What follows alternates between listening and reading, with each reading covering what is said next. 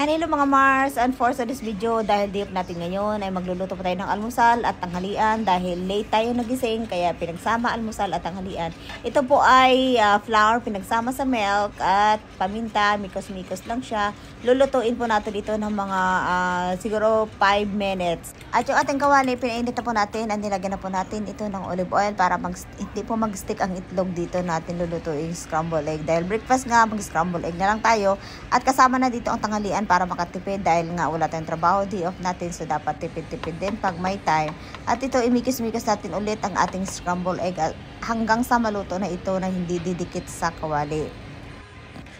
At dito naman sa kabilang kawali ay tuloy-tuloy lang ang pagmikos-mikos natin dito sa ating flour at milk.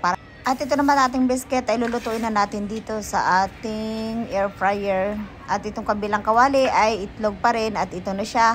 Ang ating biscuit na ilulutuin natin ito ng mga 10 minutes. Ayan, baliktaran lang ating kamera. Ilalagay na naman natin dito sa kabilang kawali kasi ando nakalagay ang itlog. Ito naman po ay ready na po ang ating scrambled egg. Ready na po at dito sa kabila ay mikos-mikos ulit ang ating milk at tawag dito flour. Ito naman sa kabila ay ang ating biscuit sa air fryer. So, nag-start na po tayo dun sa ating air fryer habang nagmimikos-mikos tayo dito. So, ito na pong ating flour na ito. Ito pong ating gravy mamaya sa ating tinapay. So, mikos-mikos lang siya. Mikos-mikos hanggang sa kumulo. Hanggang sa, alam na natin talaga na maluto na siya at nag-sticky na. Hindi na siya ganun ka watery. Hindi na rin siya ganun ka sticky. So, dapat tama lang para yung parang sausawan ba ng tinapay.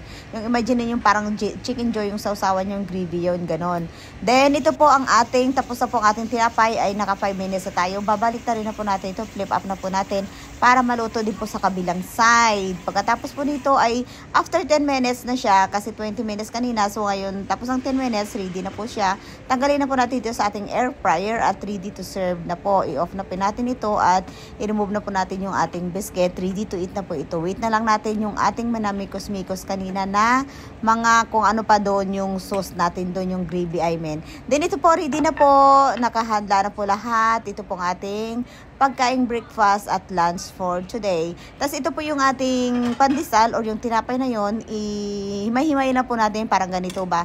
Himay-himay lang siya konti-konti tapos bubuhusan po natin ito ng ating gravy yung niluto natin kanina na flour with milk. Luto na po siya noon, gravy na yon. Ito na po, imikos-mikos natin ulit dito sa tinapay. Kumbaga ito na yung ating final, tawag doon, final looks or final, tawag doon, yung kanina na, basta yun na yun, yung para pag kumain ka sa restaurant yung magandang titingnan yung pagkain, tawag doon, basta yun na yun, nakalimutan ko na siya kung anong tawag doon. Akala ko na ito pala yung magandang last na presentation, final presentation, I mean, ito na siya. Tapos yung ating egg, ilagay na rin natin dyan kunwari lang, para kung baga titingnan natin ay magandang presentation ang ating pagkain para maganahan din tayo kasi ito na nga lang, hindi na nga siya kasarapan. So, ganda na natin yung presentation para kunwari maganda sa ating plato. O, diba?